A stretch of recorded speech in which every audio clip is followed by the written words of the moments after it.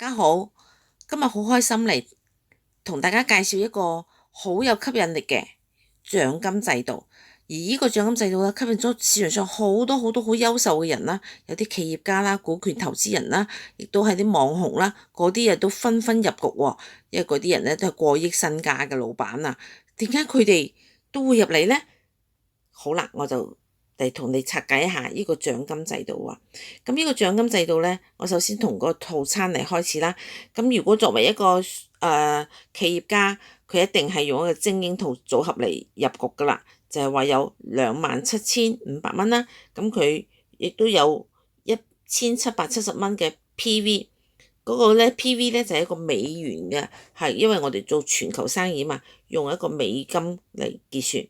獎金制度嘅，咁因為當然呢個戶口咧有24周嘅活躍期，咁當然咧亦都有更加平啲嘅組合啦，咁呢度咧就唔一一介紹啦。咁如果各位作為一個起點嚟講，4700蚊有6周嘅嚇，又有300 PV 嘅呢個組合咧可以有一個一個套餐俾你啦，亦都係一個當一個療程嚇，咁一個即係都可以食到你個效果咧都出咗嚟㗎啦嚇，你個產品。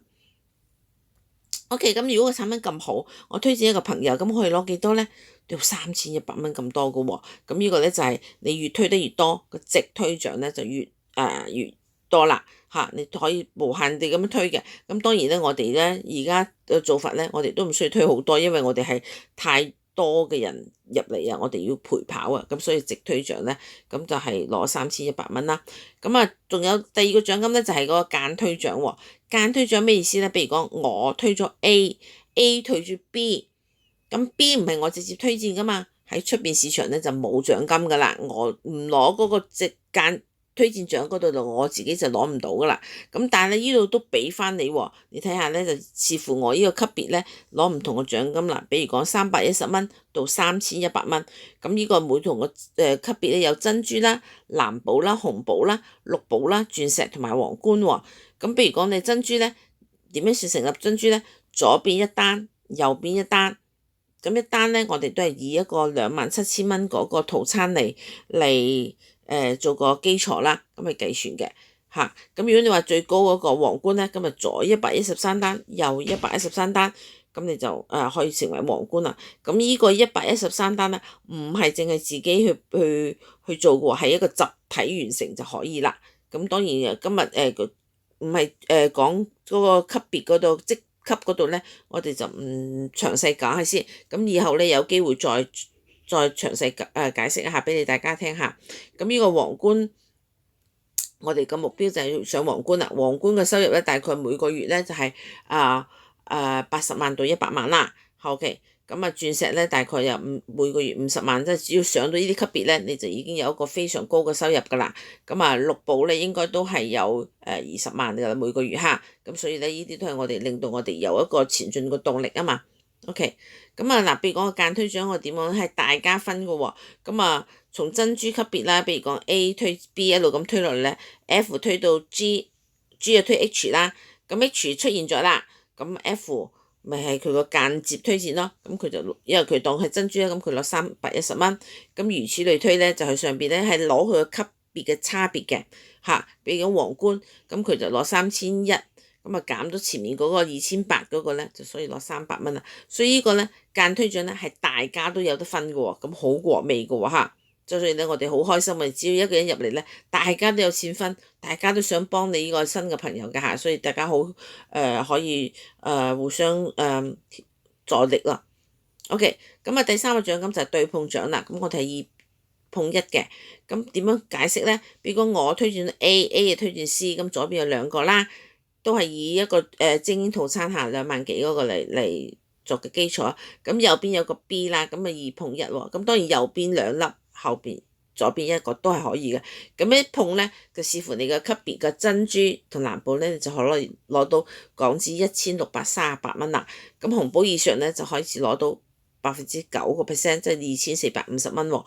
咁呢個對碰獎金咧係個業績永不歸零，亦都係無限代嘅喎。哇！呢個相當吸引啦，因為每一個你嘅積分係儲喺度嘅，咁啊等幾時碰啊，幾時都存在喺度，唔會都同你清零嘅嚇。出邊好多公司係清零，咁就好好唔容易做啦。OK，咁樣封頂咧，咁我哋一定要做個封頂，要咪公司俾你碰下碰下就碰晒去噶咯喎。咁所以咧，呢個就保證到公司可以行得長遠，行得安全啦。咁啊，每年咧又可以攞到925萬，都好好咯嚇，即係個封頂都相當高噶啦。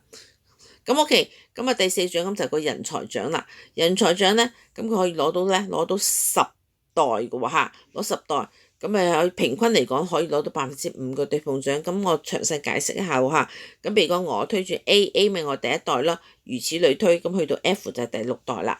咁佢第一代咧就攞10%喎，即係話 A 係我第一代，咁佢個對碰獎金，比如啱啱講佢攞1638蚊，我攞佢嘅10%，咪等於係163.8毫子咯，係咪？咁 OK，咁如果係第二到第四代咧，就攞5%啦。好啦，點解去到第五代佢仲有個10%咧？第五代呢度有10%咧，咁啊就因為佢希望我咧一直去扶持，好去挖心佢，都去幫助佢，因為佢個回報夠大啊嘛，咁我一定會幫佢哋啊嘛。第五代其實咧，如果攞二複製，每人介紹2人嘅時候咧。第五代咧，其實可以產生到32人噶啦，即係話去到第五代，我有32人嘅10%，我都可以攞到喎。咁我係咪即係上邊我都哇真係，所以我個網體咧越分支得越多越深嘅時候咧，我反為個收益越多啦。咁啊，在第6、第7之後咧，拉平均啦，我哋都有5%。咁我哋當舉個例啦。以複製嚟講，我哋整個網體下邊有2048人，咁我哋每個月收入都有17萬嘅喎，相當吸引啦嚇。好啦，咁啊仲有吸引嘅地方咧，就係第5個獎金就叫做排隊獎。嗱，如果你話人才獎咧，都係大家互相推薦，都仲係做緊嘢㗎嚇。咁但係我哋呢度咧係唔做嘢喎，就係正係嗰啲懶人獎啦。我哋講排隊獎就係懶人獎，咁點樣咧？我攞到10層，即係話你咧排喺嗰度，你可以槓桿到下邊10層嘅人嘅佢個對碰獎金嘅5%，你就坐喺度，你就可以淨收佢哋嘅獎金噶啦，你咪好吸引咧嚇！即係當然啦，我哋就唔鼓勵你哋個個做懶人獎啦，你懶人你都收咁多獎金，你做咪收更加多咯嚇！所以咧如果以複製咧，同樣有17萬啦嚇，咁我哋再詳細解釋下啦。比如講我推咗 A 推 B，一路咁樣推到 E。好啦，依係一個咁啱係個大卡，佢封咗頂喎，925萬出咗嚟啦。OK，成個5%就462000喎。462000邊個攞啊？我啦 A、B、C、D 全部都攞，哇係咪好正咧？OK，比如講 E 咧，如果係唔係咁勁啫，20萬嚇，咁我都攞到1萬蚊噶咯喎。我 A、B、C、D 全部攞1萬嚇，同樣以此類推啦。如果個 E 咧，佢只係10萬蚊嘅對碰獎，咁我5%都攞5000，我 A、B、C、D 全部攞5000，哇！你諗下，即係坐喺度都攞咁多錢，咁樣你做咪攞更加多嘅錢咯。所以點解話獎金吸引到咁多人入嚟場就係咁啦。OK，仲有第6個獎金就係個複購獎啦。咁我哋可以攞到8代嘅，咁啊如果每月消費1000蚊啦，咁我就可以享受到整個團隊下邊每一單23蚊嘅一個獎金喎。比如講單區嘅。我都一樣可以收錢啦，唔一定話一定對碰係嘛，咁我哋單區都一樣收到好多錢嘅。你如果2複製咧，大概你網體下邊咧有500幾人啦，咁你每一年都有13萬㗎，淨係呢個獎金喎嚇。咁如果假如3複製咧，咁你每年咧有250萬都唔錯啦。如果5複製有48萬人，哇！你每年咧淨係呢個獎金都攞1.2億啊，所以你話複購獎。你就話驚複購獎，我都唔知幾中意個複購獎啊，因為複購獎令到我可以攞到1.2億，哇！真係呢個天文數字係真係即不可以想像嘅，真係可以嚇，但係真係可以實現㗎嚇，都要隨住時間嘅推移嚇。OK，仲有最後個獎金咧就係個第7個獎金啊，全球分紅，鑽石咧就1%，皇冠就2%。嗱，個獎金制度7個獎金就講晒啦，咁就正因為嗰啲獎金咧係重疊咁攞嘅。嚇，仲記唔記得我重複溫書一下？第一個直推獎啦，嚇，亦都有間推獎啦，有對碰獎啦，亦都有人才獎啦，亦都有嗰個排隊獎啦，嚇，複購獎啦，同埋嗰個全球分紅。咁7個獎金最初你介紹人攞係直推獎、間推獎啦，OK 亦都攞對碰獎啦、人才獎啦，嚇。咁如果最後真真正正咧個被動式收入咧你個級別都升得上去咧，咁你咧就可以攞埋嗰個復購獎啊、分紅啊，所以咧佢係將人性咧真係發揮得結合得淋漓盡致令到你咧真係亦都有拼搏嘅動力，亦都可以坐啲懶人獎根據唔同嘅人嘅需要咁所以咧呢個就係吸引咗咁多人嘅入場嘅一個主要原因啦。好，我今日嘅獎金制度就講到呢度，多謝大家。